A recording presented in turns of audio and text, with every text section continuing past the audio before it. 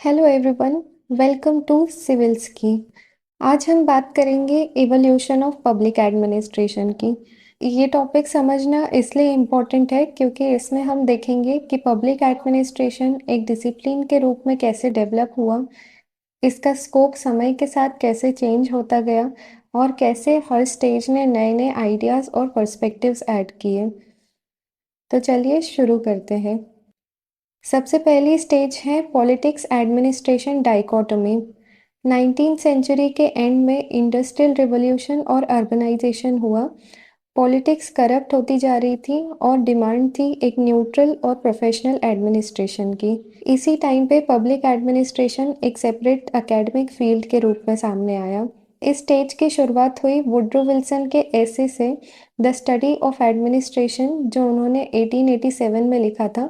इस स्टेज में विल्सन ने कहा कि एडमिनिस्ट्रेशन को पॉलिटिक्स से अलग होना चाहिए और वो सिर्फ रूल्स, न्यूट्रलिटी और प्रोफेशनलिज्म पर बेस्ड होना चाहिए। इसी वजह से विल्सन को फादर ऑफ पब्लिक एडमिनिस्ट्रेशन कहा जाता है। उन्होंने कहा पॉलिटिक्स का काम होगा पॉलिसी बनाना और एडमिनिस्ट्रेशन का काम होगा उनको इम्प्लीमेंट करना। इस स्टेज में दोनों को अलग अलग रखने पर जोर दिया गया था। इस स्टेज के कुछ इम्पोर्टेंट पब्लिकेशंस हैं जिन्होंने हेल्प किया पब्लिक एडमिनिस्ट्रेशन को एक सेपरेट सब्जेक्ट डेवलप करने में। पहला है वुड्रो विल्सन का ऐसे द स्टडी ऑफ एडमिनिस्ट्रेशन 1887 में। फ्रैंक जे गुडनाउ की बुक है पॉलिटिक्स एंड एडमिनिस्ट्रेशन, 1900 में लिखी गई थी। इन्हें हम father of American public administration कहते हैं। एल डी वाइट की बुक थी introduction to the study of public administration, 1926। इसे हम first text book of public administration कहते हैं। पॉल एच एप्पलपाई को हम father of public administration in India कहते हैं, और ये क्यों कहते हैं वो हम जानेंगे कुछ देर में। और मैक्स वेबर ने बुक लिखी थी इकोनॉमी एंड सोसाइटी, 1922 में, और इन्हें हम फादर ऑफ ब्यूरोक्रेसी कहते हैं क्योंकि इन्होंने ब्यूरोक्रेसी के कंसेप्ट को सिंप्लीफाई किया था। अब जानते हैं इस स्टेज के कुछ फीचर्स। सबसे इम्पोर्टेंट फीचर था पॉलिटिक्स और एडमिनिस्ट्रेशन को अलग करना। मतलब पॉलिटिशियन सिर्फ पॉलिसी बनाएंगे और एडमिनिस्ट्रेटर्स सिर्फ उनको इम्प्लीमेंट करेंगे। इस स्टेज में ब्यूरोक्रेसी को न्यूट्रल और प्रोफेशनल माना गया, जो किसी पॉलिटिकल प्रेशर में ना आए। इस मॉडल में एफिशिएंसी और हायरार्की पर जोर दिया गया। मतलब हर ऑफिसर अपने सुपीरियर को रिपोर्ट करे और एक चेन ऑफ कमांड फॉलो हो। For example British colonial administration, जहां ब्यूरोक्रेसी का मेन रोल था लॉज को इम्प्लीमेंट करना, चाहे रूलर कोई भी हो। इस स्टेज की सिग्निफिकेंस है कि यहाँ पब्लिक एडमिनिस्ट्रेशन को एक इंडिपेंडेंट डिसिप्लिन के रूप में एक्सेप्ट किया गया, जो पॉलिटिकल साइंस से अलग था। इसने सिविल सर्विसेज को प्रोफेशनल बनाया। ऑफिसर्स का रोल था सिर्फ रूल्स और प्रोसीजर्स फॉलो करना, ना कि पॉलिटिक्स में इन्वॉल्व होना। साथ ही इस स्टेज के कुछ क्रिटिसिज्म भी है। इस मॉडल को बहुत ज़्यादा रिजिड कहा गया, जिसमें ह्यूमन और सोशल एस्पेक्ट्स को इग्नोर किया गया। प्रैक्टिकल लाइफ में पॉलिटिक्स और एडमिनिस्ट्रेशन को अलग करना इम्पॉसिबल है, क्योंकि एडमिनिस्ट्रेटर्स भी पॉलिसी मेकिंग प्रोसेस में इनपुट देते हैं। तो ये स्टेज पब्लिक एडमिनिस्ट्रेशन की फाउंडेशन स्टेज थी, जिसमें पब्लिक एडमिनिस्ट्रेशन को पॉलिटिकल साइंस से अलग पहचान मिली और न्यूट्रल रूल बेस्ड ब्यूरोक्रेसी का आइडिया सामने आया। सेकेंड स्टेज है प्रिंसिपल्स ऑफ एडमिनिस्ट्रेशन। जब पब्लिक एडमिनिस्ट्रेशन एक सब्जेक्ट के रूप में इस्टेब्लिश हो गया, तो स्कॉलर्स ने ट्राई किया कि इसे साइंस बनाया जाए। मतलब उन्होंने सोचा कि जैसे साइंस में यूनिवर्सल रूल्स होते हैं, वैसे ही पब्लिक एडमिनिस्ट्रेशन में भी प्रिंसिपल्स होने चाहिए जो हर जगह अप्लाई हो सके। इस स्टेज का मेन क्वेश्चन था ऑर्गेनाइजेशन को चलाने के बेस्ट तरीके को फाइंड करना। स्कॉलर्स चाहते थे कि एडमिनिस्ट्रेशन के लिए एक सेट ऑफ जनरल रूल्स तैयार किए जाएं जो हर टाइप के ऑर्गेनाइजेशन में यूज़फुल हो। इस स्टेज में मैनेजमेंट साइंसेस और क्लासिकल थ्योरी से बहुत आइडियाज़ लिए गए। इसी वजह से इसको golden era of public administration कहा जाता है, क्योंकि इसी टाइम पे स्कॉलर्स ने पब्लिक एडमिनिस्ट्रेशन को एक स्ट्रक्चर्ड और साइंटिफिक बेस देने की कोशिश की थी। इस स्टेज की इम्पोर्टेंट पब्लिकेशंस हैं। फर्स्ट है एफ डब्ल्यू टेलर की साइंटिफिक मैनेजमेंट, 1911 में लिखी गई थी। इन्हें हम फादर ऑफ साइंटिफिक मैनेजमेंट कहते हैं।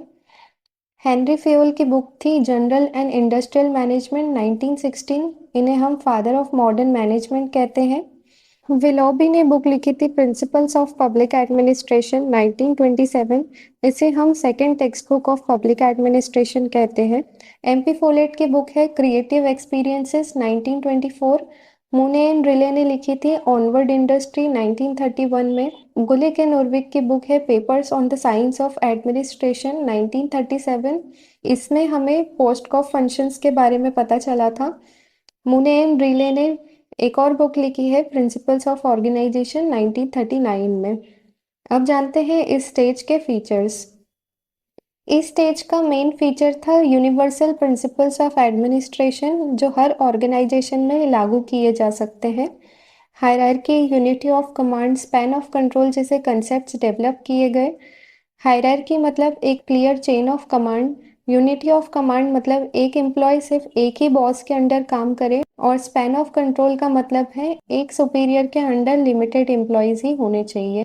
फॉर एग्जाम्पल गवर्नमेंट ऑफिसेज में एफिशिएंसी बढ़ाने के लिए टाइम मोशन स्टडीज और साइंटिफिक मेथड्स का यूज़ किया जाता है, जो कि इस स्टेज में डेवलप हुए थे।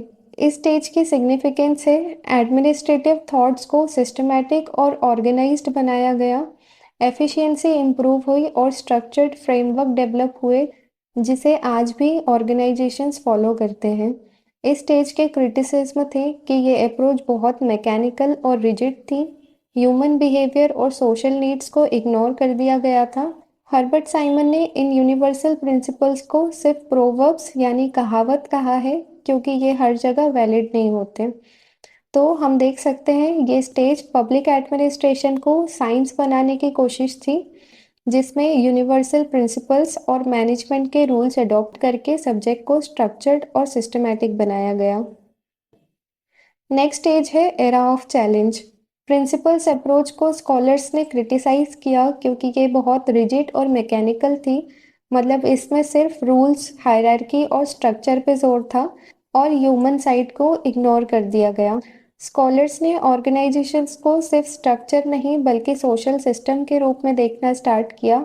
उन्होंने ये हाईलाइट किया कि एडमिनिस्ट्रेटर्स सिर्फ मशीन नहीं है, बल्कि ह्यूमन बींग्स हैं जिनका बिहेवियर और डिसीजन डायरेक्टली ऑर्गेनाइजेशन के आउटकम को इम्पैक्ट करता है। स्ट्रक्चर्स और फॉर्मल रूल्स से हटके ह्यूमन बिहेवियर, मोटिवेशन और डिसीजन मेकिंग पर एम्फेसिस दिया गया।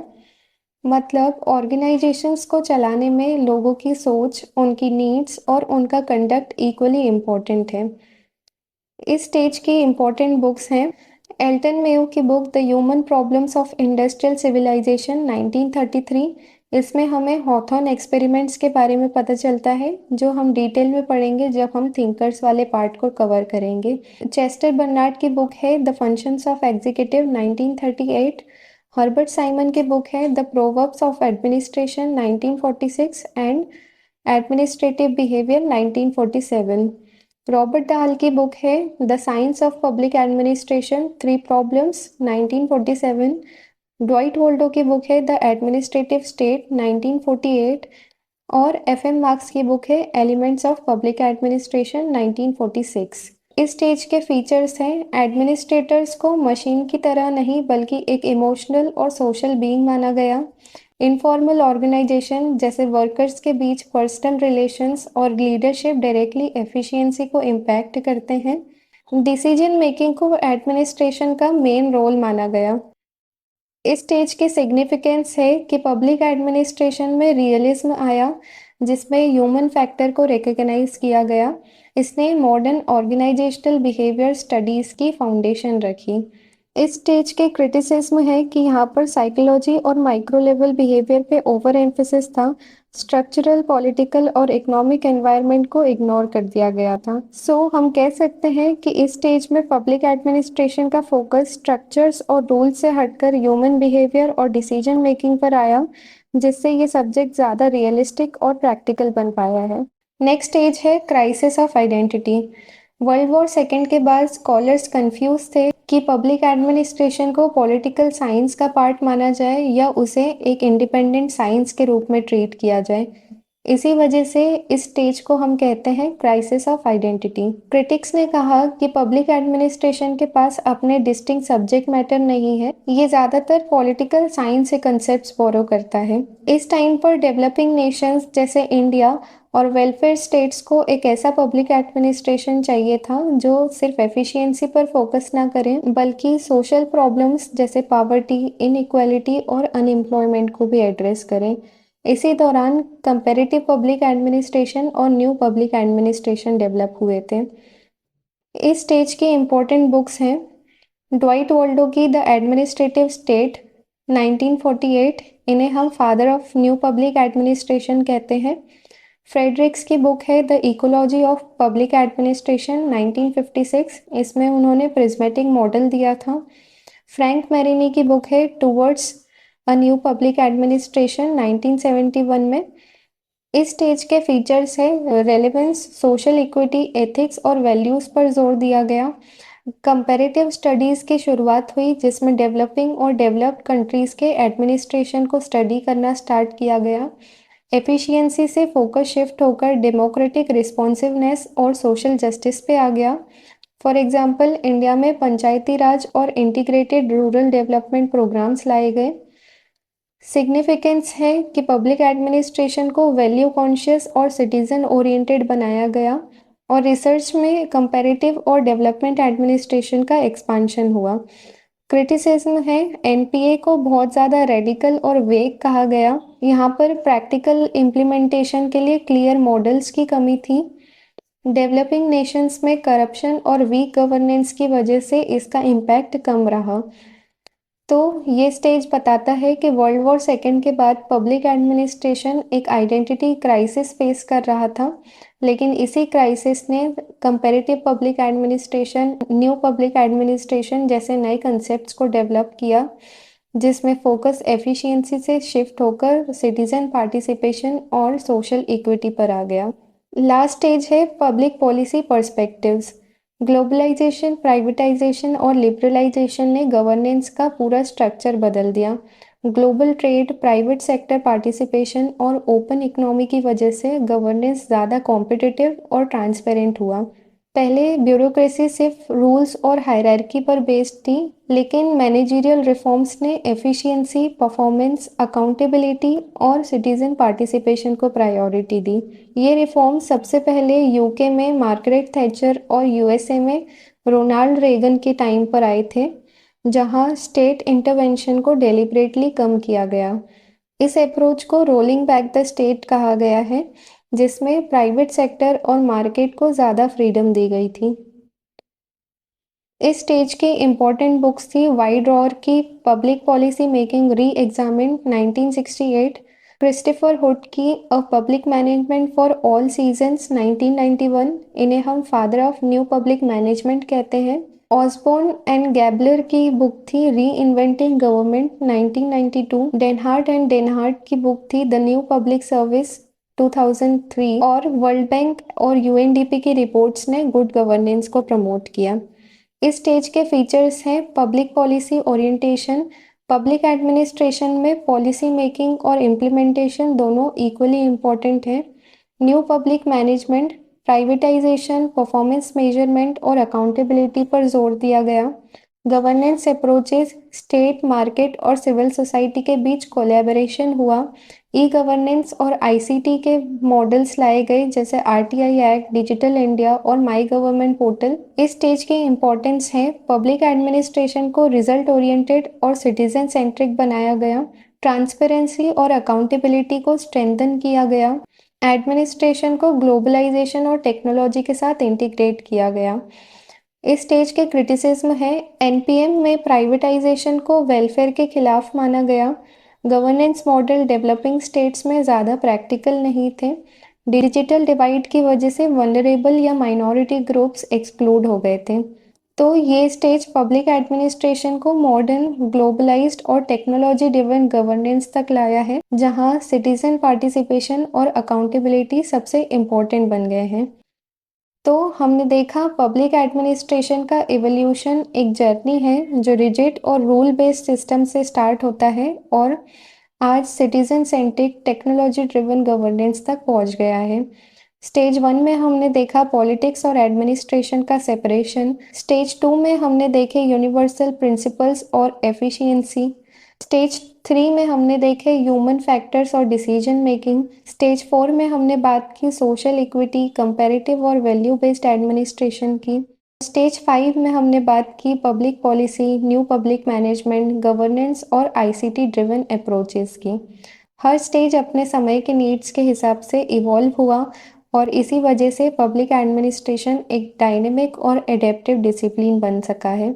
इस जर्नी से एक चीज़ क्लियर होती है कि पब्लिक एडमिनिस्ट्रेशन एक डायनेमिक, इवॉल्विंग और कंटेक्स्ट ड्रिवन डिसिप्लिन है जो हर समय अपनी सोसाइटी और पॉलिटी की ज़रूरत के हिसाब से अपना रूप बदलता है। इसी वजह से आज भी ये एक रेलेवेंट और प्रैक्टिकल सब्जेक्ट है जो गवर्नेंस और सिविल सर्विसेज दोनों के लिए फाउंडेशन का काम करता है। अब समझते हैं इंडिया में पब्लिक एडमिनिस्ट्रेशन का डेवलपमेंट कैसे हुआ। 1930s में लखनऊ यूनिवर्सिटी ने अपने एमए पॉलिटिकल साइंस कोर्स में एक पेपर इंट्रोड्यूस किया जो स्पेशली पब्लिक एडमिनिस्ट्रेशन पर बेस्ड था। ये इंडिया में पब्लिक एडमिनिस्ट्रेशन को एक एकेडमिक सब्जेक्ट बनाने की शुरुआत थी। 1937 में मद्रास यूनिवर्सिटी ने एक डिप्लोमा कोर्स स्टार्ट किया पब्लिक एडमिनिस्ट्रेशन में। ये एक स्पेशलाइज्ड कोर्स था जिसमें स्टूडेंट्स को एडमिनिस्ट्रेटिव थ्योरीज और प्रैक्टिसेस के बारे में ट्रेनिंग मिलती थी। 1949 और 1950 के दौरान नागपुर यूनिवर्सिटी ने इंडिया का पहला department of public administration establish किया। इसके हेड थे डॉक्टर एमपी शर्मा, जिन्होंने इंडिया में इस डिसिप्लिन को एकेडमिकली इंस्टीट्यूशनलाइज करने का काम किया। 1954 में Indian institute of public administration establish हुआ। इसकी फाउंडेशन पॉल एप्पलबाई की रिपोर्ट के बेस्ड पर था, जिसमें रिकमेंडेशन दी गई थी कि एक स्पेशलाइज्ड इंस्टीट्यूशन हो जो एडमिनिस्ट्रेटर्स को ट्रेनिंग और रिसर्च सपोर्ट प्रोवाइड करे। इसी वजह से हम पॉल एप्पलबाई को father of public administration in India कहते हैं। 1987 में यूपीएससी सिविल सर्विसेज एग्जाम में पब्लिक एडमिनिस्ट्रेशन को एक ऑप्शनल सब्जेक्ट के रूप में इंक्लूड किया गया। इससे पब्लिक एडमिनिस्ट्रेशन का रेलेवेंस और स्कोप ज़्यादा बढ़ा क्योंकि अब एस्पिरेंट्स के लिए ये एक इम्पॉर्टेंट सब्जेक्ट बन गया है। तो हमने देखा इंडिया में पब्लिक एडमिनिस्ट्रेशन की स्टडी 1930s में शुरू हुई और धीरे धीरे डिप्लोमा कोर्सेज, डिपार्टमेंट्स और इंस्टीट्यूट्स के थ्रू एक्सपांड होती गई। 1987 में यूपीएससी में इंक्लूड होने के बाद इसका इम्पोर्टेंस और बढ़ गया है। तो आज के वीडियो में हमने देखा कि पब्लिक एडमिनिस्ट्रेशन का डेवलपमेंट एक लॉन्ग जर्नी है, वर्ल्ड लेवल पर भी और इंडिया में भी। हर स्टेज ने इस सब्जेक्ट को नए आइडियाज़ दिए और हर रिफॉर्म ने इसे और रेलेवेंट बनाया। अगर आपको ये वीडियो यूज़फुल लगा हो तो इसे लाइक कीजिए, चैनल को सब्सक्राइब कीजिए और कमेंट्स के थ्रू इस सीरीज़ का फीडबैक ज़रूर दीजिए। नेक्स्ट वीडियो में हम न्यू पब्लिक एडमिनिस्ट्रेशन और न्यू पब्लिक मैनेजमेंट को डिटेल में समझेंगे। तब तक के लिए कीप लर्निंग विद सिविल्स की। Thank you so much.